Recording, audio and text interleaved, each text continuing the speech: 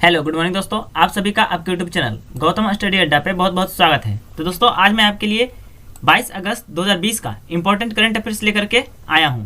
अगर आप लोग को इस वीडियो का पीडीएफ चाहिए तो नीचे डिस्क्रिप्शन बॉक्स में पीडीएफ का लिंक दिया होगा, वहां जाकर के आप पीडीएफ डाउनलोड कर सकते हैं, या तो मेरे टेलीग्राम चैनल को भी ज्वाइन कर सकते हैं, वहाँ भी आपको पीडीएफ मिल जाएगा। इसके साथ क्विज भी खेल सकते हैं। चलिए क्वेश्चन नंबर 1 से स्टार्ट करते हैं। क्वेश्चन नंबर 1 है, हाल ही में कौन लगातार दूसरी बार त्रिनिदाद टोबैगो के पीएम बने हैं, यानी प्रधानमंत्री बने हैं दूसरी बार? तो आपका आंसर हो जाएगा ऑप्शन डी, कीथ रोबले। ये देखिए आपके सामने है कीथ रोबले, जो कि लगातार दूसरी बार त्रिनिदाद और टोबैगो के प्रधानमंत्री बने हैं। चलिए महत्वपूर्ण पॉइंट जान लेते हैं। कीथ रोबले ने लगातार 5 साल के कार्यकाल के लिए त्रिनिदाद और टोबैगो गणराज्य के प्रधानमंत्री के रूप में शपथ ली।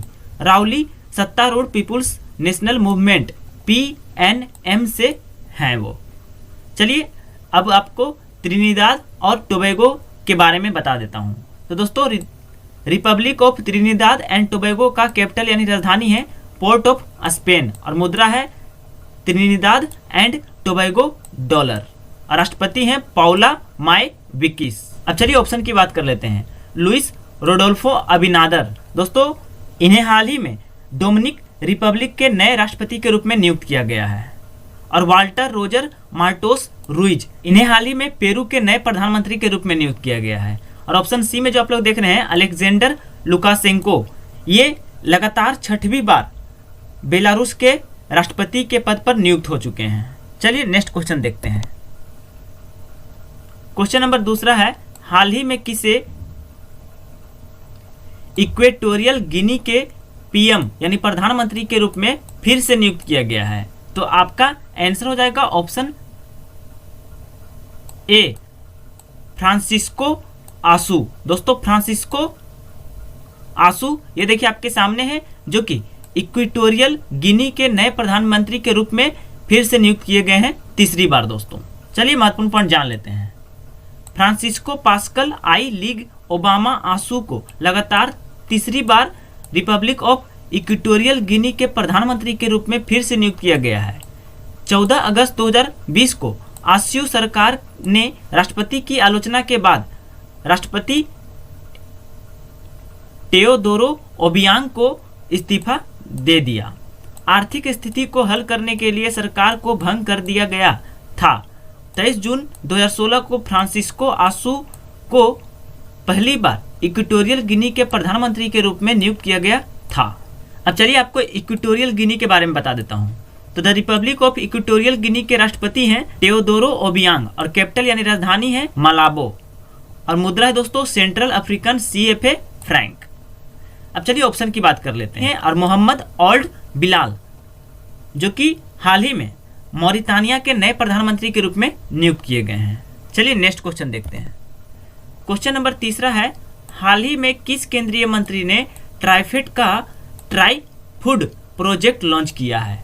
तो आपका आंसर हो जाएगा ऑप्शन बी, अर्जुन मुंडा। दोस्तों ये देखिए आपके सामने है, अर्जुन मुंडा ने ट्राइफेड का ट्राई फूड प्रोजेक्ट लॉन्च किया है। चलिए महत्वपूर्ण पॉइंट जान लेते हैं। जनजातीय मामलों के मंत्रालय के ट्राइफेड के ट्राई फूड प्रोजेक्ट के तृतीयक प्रसंस्करण केंद्रों को वस्तुतः केंद्रीय जनजातीय मामलों के मंत्री अर्जुन मुंडा द्वारा शुरू किया गया है। दोस्तों अर्जुन मुंडा जो है हमारे जनजातीय मामलों के मंत्री हैं और इनका कंस्टिट्यूएंसी यानी चुनाव क्षेत्र है खरसावा में। त्रिफुद परियोजना को रायगढ़ महाराष्ट्र और जगदलपुर छत्तीसगढ़ में शुरू किया गया है। इस परियोजना से आदिवासी उद्यमिता को प्रोत्साहित करने में मदद मिलने की उम्मीद है। खाद्य प्रसंस्करण मंत्रालय के सहयोग से जनजातीय मामलों के मंत्रालय ट्राइफेड द्वारा ट्राइफूड प्रोजेक्ट लागू किया जा रहा है। दोस्तों मैं आपको बता दूं कि चेयरमैन ऑफ ट्राइफेड हैं रमेश चंद्र मीना। अब चलिए ऑप्शन की बात कर लेते हैं। नरेंद्र मोदी जी जो कि हमारे भारत के 14वें और वर्तमान समय के प्रधानमंत्री हैं, और अमित शाह जो कि हमारे गृह मंत्री हैं, और निर्मला सीतारमन जो कि हमारे वित्त मंत्री हैं। चलिए नेक्स्ट क्वेश्चन देखते हैं। क्वेश्चन नंबर 4 है, हाल ही में किसने टोक्यो ओलंपिक के लिए भारतीय टीम का प्रायोजक बन गया है? तो दोस्तों आपका आंसर होगा ऑप्शन सी, आइनॉक्स ग्रुप। दोस्तों आइनॉक्स ग्रुप है जो कि टोक्यो ओलंपिक के लिए भारतीय टीम का प्रायोजक बन गया है।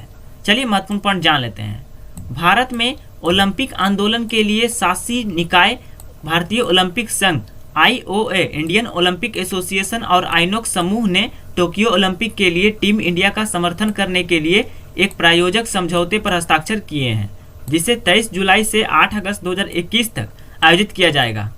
साझेदारी समझौता समूह की मनोरंजन कंपनी आइनॉक्स लीजर लिमिटेड के माध्यम से टीम इंडिया के प्रचार को आगे बढ़ाएगा।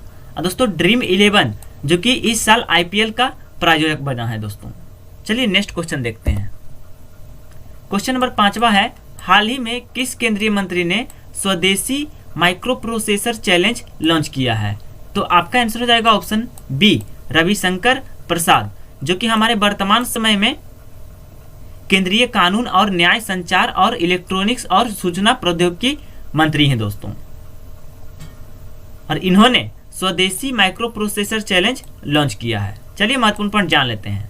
स्वदेशी माइक्रो प्रोसेसर चैलेंज आत्मनिर्भर भारत के लिए इनोवेट सॉल्यूशंस को केंद्रीय कानून और न्याय, संचार और इलेक्ट्रॉनिक्स और सूचना प्रौद्योगिकी मंत्री रविशंकर प्रसाद द्वारा लॉन्च किया गया है। का उद्देश्य विभिन्न प्रौद्योगिकी उत्पादों को विकसित करने के लिए 2 माइक्रो प्रोसेसर जैसे शक्ति 32 बिट और वेगा 64 बिट का उपयोग करने के लिए इनोवेटर्स, स्टार्टअप और छात्रों को आमंत्रित करना है। अब मैं आपको ऑप्शन की बात बता देता हूँ। प्रहलाद जोशी जो कि हमारे वर्तमान समय के कोल मिनिस्टर हैं और पीयूष गोयल रेलवे मिनिस्टर हैं। चलिए अगर आपको मेरा वीडियो अच्छा लग रहा है तो वीडियो को ज़्यादा से ज़्यादा शेयर जरूर कीजिएगा ताकि ये वीडियो ज़्यादा से ज़्यादा विद्यार्थियों तक पहुँच सके। और लाइक करना ना भूले, लाइक जरूर कीजिएगा। और चैनल पर नए हैं तो ऐसे वीडियो को एवरीडे देखने के लिए चैनल पर बने रहें, सब्सक्राइब जरूर कर लें। सब्सक्राइब करने के बाद बेल आइकन आएगा, बेल आइकन को ऑल पे प्रेस कीजिएगा ताकि मेरे वीडियो का सारा नोटिफिकेशन आपको मिलते रहे। चलिए नेक्स्ट क्वेश्चन देखते हैं। क्वेश्चन नंबर 6 है, हाल ही में विश्व वरिष्ठ नागरिक दिवस कब मनाया गया है? यानी वर्ल्ड सीनियर सिटीजन डे कब मनाया गया है? तो आपका आंसर होगा ऑप्शन सी, 19 अगस्त। 19 अगस्त को वर्ल्ड सीनियर सिटीजन डे मनाया गया है। चलिए इसके बारे में थोड़ा जान लेते हैं। विश्व वरिष्ठ नागरिक दिवस प्रत्येक वर्ष 21 अगस्त को विश्व स्तर पर मनाया जाता है, जो वृद्ध लोगों को प्रभावित करने वाले मुद्दों के बारे में जागरूकता बढ़ाने के लिए, जैसे कि उम्र के साथ गिरावट और बुजुर्गों के साथ दुर्व्यवहार और समर्थन, सम्मान और वरिष्ठों की सराहना और उनकी पहचान करना है। विश्व वरिष्ठ नागरिक दिवस भी समाज में वृद्ध लोगों के योगदान को मानता है और 14 दिसंबर 1990 को संयुक्त राष्ट्र महासभा द्वारा इस दिवस की घोषणा की गई थी। अब चलिए ऑप्शन की बात कर लेते हैं।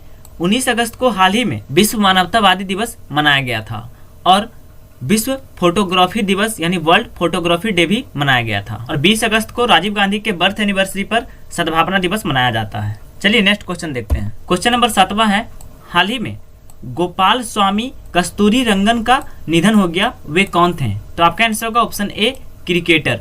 गोपाल स्वामी कस्तूरी रंगन का हाल ही में निधन हो गया, वे एक क्रिकेटर थे, ये आपके सामने हैं। चलिए महत्वपूर्ण पॉइंट जान लेते हैं। पूर्व क्रिकेटर, प्रशासक और पिच क्यूरेटर गोपाल स्वामी अय्यर कस्तूरी रंगन का निधन हो गया। उनका जन्म 12 अक्टूबर 1930 को चेन्नई, तमिलनाडु में हुआ था। उन्होंने अपना कैरियर 1948-1949 सीजन में रणजी ट्रॉफी में मैसूर का प्रतिनिधित्व करते हुए शुरू किया और 1962-63 सीजन के बाद प्रथम श्रेणी क्रिकेट से संन्यास ले लिया। आइए नेक्स्ट क्वेश्चन देखते हैं। क्वेश्चन नंबर 8 है, हाल ही में किसने श्रम ब्यूरो का आधिकारिक लोगो लॉन्च किया है? यह क्वेश्चन आपके लिए इंपॉर्टेंट हो सकता है, स्टार मार्क लगा लीजिएगा। तो आपका आंसर हो जाएगा ऑप्शन डी, संतोष गंगवार। दोस्तों संतोष गंगवार ने हाल ही में श्रम ब्यूरो का आधिकारिक लोगो लॉन्च किया है। ये देखिए आपके सामने है लोगो। चलिए महत्वपूर्ण पॉइंट जान लेते हैं। श्रम और रोजगार राज्य मंत्री संतोष गंगवार ने श्रम ब्यूरो का आधिकारिक लोगो लॉन्च किया है। यह भी इंगित करता है कि श्रम ब्यूरो एक डेटा आधारित संगठन है जो श्रमिकों और काम से संबंधित डेटा में काम करता है।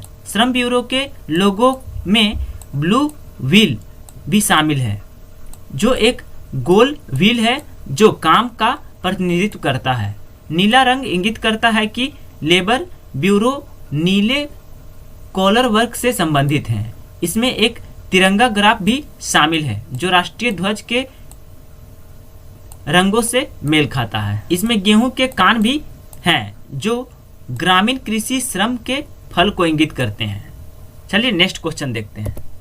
क्वेश्चन नंबर 9 है। ये भी क्वेश्चन आपके लिए इंपॉर्टेंट हो सकता है। हाल ही में किसके द्वारा कोरमो ऐप लॉन्च किया गया है? ये ऐप जो है बहुत काम का एप्लीकेशन है, देख लीजिएगा ध्यान से। तो आपका आंसर होगा option A Google.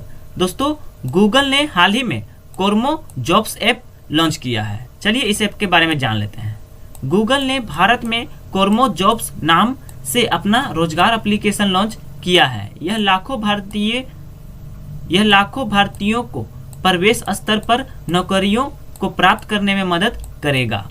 कोरमो jobs corona virus और युवा पेशेवरों के लिए अपनी नौकरी खो चुके लोगों की मदद करने के लिए हजारों लोगों को प्रवेश स्तर की नौकरियां प्रदान करने में मदद करेंगे जो नौकरियों की तलाश में हैं।